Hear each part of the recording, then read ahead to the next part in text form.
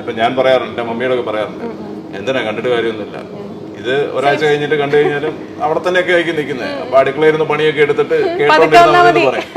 അപ്പൊ ഞങ്ങൾ കളിവീട്ട് സീരിയൽ ചെയ്തോണ്ടിരിക്കുമ്പോഴേക്കും ഞങ്ങൾക്ക് അതൊരു മസ്റ്റ് ആയിട്ടുള്ള ഒരു കാര്യമാണ്. ഒരു സാധനവും അധികമായിട്ട് വലിച്ചു നീട്ടരുത്. ആദ്യമായിട്ട് ക്യാമറനെ ഫേസ് ചെയ്ത എക്സ്പീരിയൻസ് ഒന്ന് ഷെയർ ചെയ്യാമോ? ഒരുപാട് ആഗ്രഹിച്ചതിന് ശേഷമാണ് ഒരു സിനിമയിലേക്ക് എത്തിപ്പെടുന്നത്. അതും ഓപ്പോസിറ്റ് അഭിനയിക്കുന്നതെന്ന് പറഞ്ഞാൽ ആസിഫ് അലിയാണ്. അപ്പോൾ ആസിഫിനോടാണ് ഞാൻ ഫസ്റ്റ് ഒരു ഷോട്ടിന് ഇരിക്കുന്നത്. അതിനുമ്പ് ഷോർട്ട് ഫിലിംസ് അങ്ങനെ കാര്യങ്ങളൊക്കെ, പക്ഷേ ഒരു ഭയങ്കര എന്താ സിനിമ ആക്ഷൻ കട്ട് അതൊക്കെ പറയുന്ന ഒരു, അപ്പോൾ ഞാൻ ഇങ്ങനെ പോയിരിക്കുമ്പോൾ ആസി മേഡ് മീ വെരി കംഫർട്ടബിൾ. എന്താ പറയുക, അത്രയും he was like A brother. ഇപ്പോഴും അതെ, he is like A brother. അപ്പോൾ ആസി അത്രയും കംഫർട്ടബിൾ ആക്കി വെച്ചു. പിന്നെ തല്ലുമാലയുടെ ഒക്കെ ഡയറക്ടറാണ് നമ്മുടെ ഖാലിദ് റഹ്മാൻ. അപ്പോൾ റഹ്മാൻ ഭായ് ഫസ്റ്റ് ടേക്കിൽ തന്നെ ഓക്കെ പറഞ്ഞപ്പോൾ എന്നോട് ചോദിച്ചു, എടാ ഒന്നുകൂടെ പോകണമെന്ന് ചോദിച്ചു. ഞാൻ പറഞ്ഞു ഞാൻ വിൽ ഗോ. അപ്പോൾ ഒന്നുകൂടെ പോയി. എന്നിട്ട് പറഞ്ഞു എനിക്കറിയായിരുന്നു ഫസ്റ്റ് ടൈം ശരിയാവുന്നുള്ളൂ. എന്നിട്ട് ഫസ്റ്റ് ഷോട്ട് ഓക്കെ വെച്ചാണ്. അത് എന്റെ ജീവിതത്തിൽ ഒരു കോൺഫിഡൻസ് വന്നൊരു കാര്യമാണ്. അന്ന് എന്റെ ഡയറക്ടറോ അല്ലെങ്കിൽ ഓപ്പോസിറ്റ് ഇരിക്കുന്ന ആളോ എന്ത് ദുരന്തമാണെന്നൊക്കെ പറഞ്ഞു കഴിഞ്ഞിട്ടുണ്ടെങ്കിൽ ദാറ്റ്സ് ഇറ്റ്. പിന്നെ ഞാൻ ആ പരിപാടിക്ക് തിരിഞ്ഞു പോകും. കാരണം I was working at that point of time.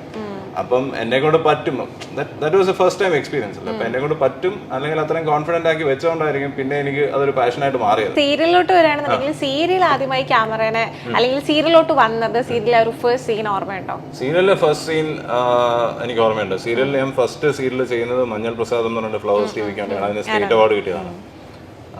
First scene എൻ്റെ ഓർമ്മ ശരിയാണെങ്കിൽ ഞാനും എൻ്റെ ബാക്കി 4 കൂട്ടുകാരും കൂടെ ഒരുമിച്ചിരുന്ന് സംസാരിച്ചുകൊണ്ടിരിക്കുന്നതാണ് ഫസ്റ്റ് സീൻ.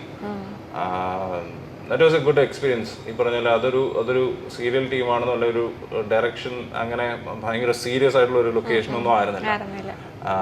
പ്രദീപേട്ടനായിരുന്നു എൻ്റെ ഡയറക്ടർ, ദീപകേട്ടനായിരുന്നു ക്യാമറ. പിന്നെ എൻ്റെ കൂടെ അഭിനയിച്ചവരെല്ലാവരും എൻ്റെ ഏജ് ഗ്രൂപ്പായിരുന്നു. മേ ബി എൻ്റെ ഏജ് ഗ്രൂപ്പ് അല്ലെങ്കിൽ എന്നെക്കാളും കുറച്ചുകൂടെ ഏജ് കുറഞ്ഞ ആൾക്കാർ. അപ്പം നമ്മളൊരു കോളേജിലൊക്കെ പഠിക്കുന്ന ഒരു അവസ്ഥയിലായിരുന്നു നമ്മളവിടെ ഷൂട്ട് ചെയ്തിട്ട്. That was real fun. അപ്പം ഫസ്റ്റ് സീരിയൽ, പിന്നെ ഒബിയസ്ലി ഫസ്റ്റ് സീരിയൽ എന്ന് പറയുമ്പോൾ it's always A memory, special thing. കാരണം നമ്മൾ ആദ്യമായിട്ടൊക്കെ ടി വിയിൽ വീണ്ടും കാണാൻ പോകുന്നു എന്നൊക്കെ പറയുമ്പോഴേക്കും എക്സൈറ്റ്മെന്റ് കാര്യങ്ങളുണ്ട്. പിന്നെ that also happened out of the blue moon എന്നൊക്കെ പറയില്ലേ. ദർ വാസ് നോ എക്സ്പെക്ടേഷൻ, അല്ലെങ്കിൽ ഞാൻ അത് ആഗ്രഹിച്ചിരുന്നല്ല, ലൈക്ക് ഇറ്റ് ഹാപ്പൻഡ്. അൺഎക്സ്പെക്ടഡ് ആയിട്ട് ആദ്യം എന്നെ ഒരു പ്രൊജക്ടിന് ഫ്ലവേഴ്സിൽ നിന്ന് വിളിച്ചു. ഞാൻ പറഞ്ഞില്ല എനിക്ക് സീരിയൽ ചെയ്യാൻ താല്പര്യമില്ല. ദാറ്റ് ടൈം ഞാൻ ഈ പറഞ്ഞ ലോക സിനിമാസൊക്കെ അത്ര അടുത്ത് നിൽക്കുന്ന ഒരു ടൈമാണ്. അപ്പോൾ എന്നോട് അതിന്റെ പ്രൊഡ്യൂസർ ഷാജി നടേഷനൊക്കെ പറയും സീരിയൽ ചെയ്യാൻ എന്തിനാ ചെയ്യുന്നതൊക്കെ ചോദിക്കും. കാരണം ലൈക്ക് സീരിയൽ കഴിഞ്ഞിട്ട് സിനിമയിലേക്ക് എത്തിപ്പെടുക എന്ന് പറഞ്ഞാൽ വലിയൊരു ടാസ്ക് ആണ്, ഒരു ഹെർക്കുലിയൻ ടാസ്ക് എന്നൊക്കെ പറയുന്ന പോലെ ആണ്.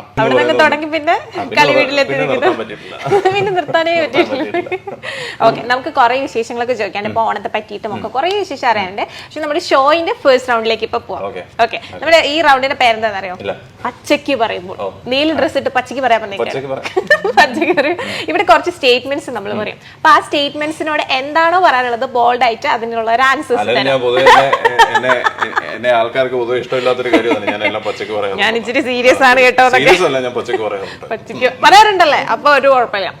ഒന്നാമത്തെ സ്റ്റേറ്റ്മെന്റ്, അഭിനയിക്കുന്ന ഓരോ സീരിയലിലും 2 നായികമാർ വീതം വേണമെന്ന് ഒരേ നിർബന്ധമാണ്. എനിക്കല്ല നിർബന്ധം, അത് കഥയ്ക്ക് അത് എഴുതി വെച്ചേക്കുന്നു. വിളിച്ചു കഴിയുമ്പോഴേക്കും ഞാൻ അവിടെ ചെല്ലുമ്പോഴേക്കും ആദ്യമേ ഡയറക്ടർ പറയും ഇതിനകത്ത് 2 അല്ല 3 ഉണ്ട്, നിനക്ക് 3 പേരെ ഇഷ്ടമുണ്ടെന്ന് പറയും. അതുകൊണ്ടാണ് ഫസ്റ്റ് എപ്പിസോഡിൽ ഫസ്റ്റ് ഒരു സീനിൽ മാത്രമാണ് ഞാൻ ചിരിച്ചിരിക്കുന്നത്. പിന്നെ ലാസ്റ്റ് എപ്പിസോഡിൽ ക്ലൈമാക്സ് കഴിഞ്ഞിട്ട് വേറൊരു ആഫ്റ്റർ 6 years കൊണ്ട് കാണിക്കുന്നത്, അവിടെയാണ് ഞാൻ ചിരിച്ചിരിക്കുന്നത്. അപ്പൊ സോ യു ക്യാൻ ഇമാജിൻ, അതുകൊണ്ടാണ് ഈ സീരിയസ് ടാഗ് ലൈൻ കിട്ടിയത്. ഓബ്വിയസ്ലി ഇപ്പം വീട്ടുകാർ അറിഞ്ഞൊരു കല്യാണം, വീട്ടുകാർ അറിയാതെ ഇതിനിടയിൽപ്പെട്ടിരിക്കുന്ന ഒരു നായകൻ, അപ്പൊ അതിന്റെ ആ സ്റ്റോറി ലൈൻ അങ്ങനെയാണ്. അതങ്ങനെ യൂതനൗകയ്ക്കകത്തും ഏകദേശം ഇങ്ങനെയായിരുന്നു. പക്ഷെ അതിൻ്റെ അകത്ത് ഒരു നായിക ആത്മാർത്ഥമായിട്ട് സ്നേഹിക്കുന്ന ഒരു നായിക, മറ്റേത് തലയിൽ വന്ന് വിട്ടുപോകുന്നു, അതിനെ എങ്ങനെയും ഒഴിവാക്കി വിടണം, അതിന് മാക്സിമം ട്രൈ ചെയ്തോണ്ടിരിക്കുന്ന ഒരു അതിന്റെ അത് ഈ പറഞ്ഞ 2 നായികമാരെന്നല്ല, ഒരാളോട് വെറുപ്പ് തന്നെയാണ്, അയാളെ അടിച്ചിടുന്ന രീതിയിലാണ്. പിന്നെ തേർഡ് ഇത് കളിവീട് വന്നപ്പോഴേക്കും ഒരു നായികയേ ഉള്ളൂ. ഒരു നായിക എന്ന് പറഞ്ഞാൽ നമ്മുടെ അനു എന്ന് പറഞ്ഞൊരു ക്യാരക്ടറാണ് ഈ അർജുന്റെ പേരായിട്ട് വരുന്നത്. അപ്പൊ അനു എന്ന് പറയുന്നത് അർജുന്റെ മുറപ്പെണ്ണാണ്. പക്ഷെ ഇത് 2 പേരാണ് നിൽക്കുന്നത്, ഒരാള് മറ്റേയാളുടെ പേരിൽ അവിടെ കയറിക്കൂടിയിരിക്കുന്നതാണ്. ഈ ലുക്കും ഭാവവും ഒക്കെ കണ്ടിട്ടാകും മസില് പിടിച്ചിരിക്കുന്ന കഥാപാത്രങ്ങളാണ് നിതിൻ ചേട്ടന് കൂടുതലും കിട്ടിയിട്ടുള്ളത്. എന്നാൽ യഥാർത്ഥ നിതിൻ ഇതൊന്നുമല്ല. എനിക്കും ഭയങ്കര ആഗ്രഹമുണ്ട് ഈ അമർ അക്ബർ ആന്റണി പോലൊക്കെ, അല്ലെങ്കിൽ ഇൻ ഹരിഹർ നഗർ പോലുള്ള സിനിമകൾ ചെയ്യണം, അല്ലെങ്കിൽ ദാസനും വിജയനും പോലുള്ള സീരിയലൊക്കെ ചെയ്യണം. പക്ഷെ എത്ര പേര് സീരിയൽ കാണും? എത്ര പേര് സീരിയൽ കാണും? അങ്ങനെ കാണില്ല.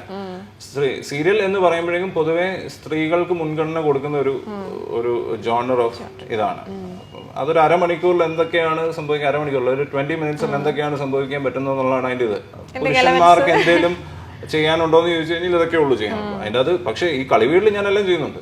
കോമഡി ഉണ്ട്, റൊമാൻസ് ഉണ്ട്, ഈ പറഞ്ഞ സീരിയസ് ആയിട്ടുള്ളതുണ്ട്. പൊതുവേ സീരിയസ്നെസ് ഉള്ള ക്യാരക്ടേഴ്സ് എനിക്ക് തോന്നുന്നത് നമ്മുടെ ശരീരഘടനയും ഇതൊക്കെ വെച്ചിട്ട് കിട്ടുന്നതായിരിക്കും. പിന്നെ ഒബ്വിയസ്ലി ഹീറോ എന്ന് പറയുമ്പോഴേക്കും കോമഡി ടച്ചുള്ള ഒരു ക്യാരക്ടർ ഹീറോയ്ക്ക് കിട്ടില്ല, എസ്പെഷ്യലി സീരിയലില്. സിനിമയാണെങ്കിൽ ചിലപ്പോൾ അങ്ങനത്തെ സിനിമ ജോണർ നടക്കുന്നുണ്ട്, എത്രയോ സിനിമകളല്ലേ. എന്റെ ശരീരഘടന വെച്ചിട്ട് തരുന്നൊന്നുമല്ല. എനിക്ക് എന്നെ കൂടെ കോമഡി ചെയ്യാനൊക്കെ പറ്റുമെന്ന് എനിക്ക് ആദ്യം സംശയം ഉണ്ടാകും. പക്ഷെ ഓക്കെ, അടുത്ത സ്റ്റേറ്റ്മെന്റിലോട്ട് പോവാം. ഒട്ടേറെ നടിമാരുടെ നായകനായി സ്ക്രീനിൽ തകർത്ത് അഭിനയിച്ചെങ്കിലും കളി വീട്ടിൽ എത്തിയപ്പോഴാണ് നമ്മുടെ സ്വന്തം വൈബിലുള്ള ഒരാള് കൂട്ടിന് കിട്ടിയത്. അങ്ങനെ തോന്നുന്നുണ്ടോ? അങ്ങനല്ല, സ്വന്തം വൈബിനെന്നുള്ളതല്ല. ഈ പറഞ്ഞ പോലെ ഫോർ എക്സാമ്പിൾ ബാക്കി സീരിയലിലൊക്കെ ഹീറോ ഹീറോയിൻ എന്ന് പറയുമ്പോഴേക്കും ആണ് പെണ്ണ്. ഇത് റബേക്കയുടെ കാര്യം പറയുമ്പോൾ അങ്ങനല്ല. ഒരാണും ആണും നമ്മൾ എന്തൊക്കെ എങ്ങനെയാണോ അതുപോലാണ്. That's only difference. അപ്പൊ അതാണ് ആ വൈബിന്റെ ഒരു കാരണം. She never consider me as എന്താ പറയാ ഒരു അനദർ ജെൻഡറിൽ വിട്ടുന്ന ഒരാളാണ്, അല്ലെങ്കിൽ you have to stay away അങ്ങനത്തെ ഒരു ക്യാരക്ടർ അല്ല റബേക്ക. റബേക്ക എല്ലാവരോടും ഇങ്ങനെ ഓടി നടന്ന് കളിച്ചും ചിരിച്ചും നടക്കുന്ന ഒരു ക്യാരക്ടറാണ്. സോ അതിന്റെ ഒരു ഡിഫറൻസ് മാത്രമേ ഉള്ളൂ. ബാക്കിയുള്ള നായികമാരും അങ്ങനെ അല്ലെന്നല്ല ഞാൻ പറയുന്നത്. പക്ഷെ ഒബ്വിയസ്ലി എവിടെയോ ഒരു ഡിഫറൻസ് എന്ന് പറയുന്നത് ബാക്കിയുള്ളവരെ വെച്ച് നോക്കുമ്പോഴേക്കും she's like she's into everything. ഓടി അടക്കം പറയും, ക്യാമറയുടെ പുറകെ പോയി നിൽക്കണം പറഞ്ഞാലും പോയി നിന്നിട്ടാണെങ്കിൽ ആണ് ഷൂട്ട് ചെയ്യും. അങ്ങനത്തെ ഒരു ക്യാരക്ടറാണ്. അപ്പൊ അതിന്റെ ഒരു ഡിഫറൻസ് മാത്രമേ ഉള്ളൂ. നിങ്ങളുടെ പേരിന് പക്ഷെ എന്തായാലും ഭയങ്കര ഒരു സോഷ്യൽ മീഡിയയിലൊക്കെ ഭയങ്കര ഒരു സ്വീകാര്യതയാണ് നിങ്ങളുടെ കൂട്ടിന്. അതിപ്പം ഞങ്ങൾ ജീവിതത്തിൽ എങ്ങനെയാണോ ആ രീതിയിലാണ് എന്നുള്ള ഒരു പൊതുവെ ഒരു സംസാരമുണ്ട്. അങ്ങനല്ല, ഞങ്ങൾ പൊതുവെ ജീവിതത്തിൽ നല്ല അടിയാണ്, അങ്ങോട്ട് ഇങ്ങോട്ട് നല്ല അടിയാണ്, നല്ല ഒന്നാമതൊരു അടിയാണ്. തലയൊക്കെ തല്ലി പൊളിച്ചിട്ടുണ്ടോ? തല മാത്രം തല്ലി പൊളിക്കാതെ ബാക്കി ലിറ്ററലി കൈ കിട്ടുന്ന കുപ്പിയൊക്കെ ഒഴിച്ചു കയറി അങ്ങോട്ടും ഇങ്ങോട്ടും. സ്വന്തം പേര് ഇടയ്ക്കിടയ്ക്ക് ഗൂഗിൾ ചെയ്ത് നോക്കാറുണ്ട് ഉണ്ടോ? ഉണ്ട്, ഡെയിലി ഒരു പ്രാവശ്യം നോക്കാറുണ്ടോ? കൊള്ളതാണോ?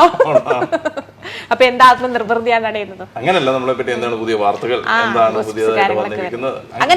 അല്ലല്ല, ഞാൻ I never think about what people say about me. ഞാൻ ഗോസിപ്സിന് നമ്മൾ ബാക്കിയുള്ളവരെ പറ്റി ബാക്കിയുള്ളവർ എന്ത് പറയുന്നു എന്ന് ബോധർ ചെയ്ത് കഴിഞ്ഞാൽ it will really affect us. ഈ സോഷ്യൽ മീഡിയ അല്ലെങ്കിൽ ഫോൺ നമ്മുടെ കയ്യിൽ വന്നതിന് ശേഷം ഈ പറഞ്ഞ മാതിരി നമ്മൾ നമ്മുടെ ജീവിതത്തിൽ നിന്ന് മാറി ബാക്കിയുള്ളവർക്ക് വേണ്ടി ജീവിക്കുന്ന ഒരു അവസ്ഥ ഉണ്ട്. ഫോർ എക്സാമ്പിൾ സുവർണയാണെങ്കിൽ ആദ്യമേ എന്താ നോക്കുക, ഓക്കെ ഇൻസ്റ്റാഗ്രാമിൽ ഒരു സ്റ്റോറി ഇടാം, ഇന്ന് നല്ല ഡ്രസ്സാണ് അല്ലെ, അത് വാട്സപ്പ് സ്റ്റോറി. എന്തിനു വേണ്ടിയാണ്?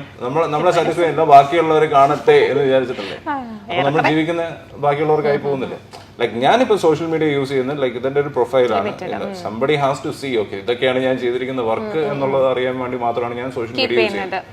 അപ്പൊ ഈ അതിന്റെ അടിയിൽ വരുന്നത് അല്ലെങ്കിൽ അത് കഴിഞ്ഞിട്ടുള്ള വരുന്നതിനെ പറ്റി I should not be really bothered. അത് എന്നെ എഫക്ട് ചെയ്യും. എന്നെ ഒരു പ്രാവശ്യം എഫക്ട് ചെയ്ത് കഴിഞ്ഞാൽ അതെന്റെ ബാക്കിയുള്ള ഫാമിലി മെമ്പേഴ്സിനെ ഒക്കെ എഫക്ട് ചെയ്യും. കാരണം എനിക്ക് ഓരോ പ്രാവശ്യം ഒന്ന് നെഗറ്റീവ് വൈബ് അടിച്ചു കഴിഞ്ഞാൽ അതിനെ ഏറ്റവും കൂടുതൽ ഇൻവേഴ്സ്ലി പ്രൊപ്പോർഷനേറ്റ് അടിക്കുന്നത് ആർക്കാണ്? എന്റെ വീട്ടിലുള്ള. I don't really bother about the gossips.